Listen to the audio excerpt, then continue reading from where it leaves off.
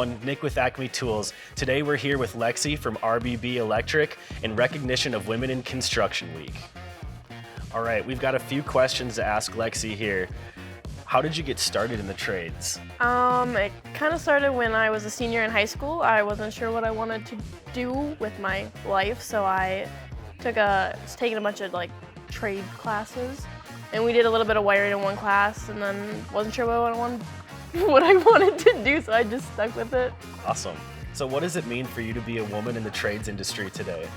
Well, when I started to not know what I wanted to do, and I had talked about going down this career path, my dad really pushed me. He has a little bit of background in the electrical field.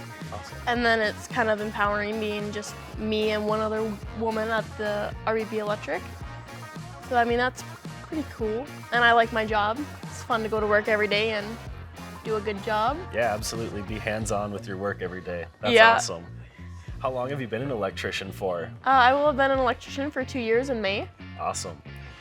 And our last question for you today is going to be, how long have you been shopping at Acme Tools, or what do you buy when you come to Acme Tools typically? I've been shopping here for about 3 years now for tools and stuff, and mostly power tools, but I do get a few hand tools every now and then. Awesome.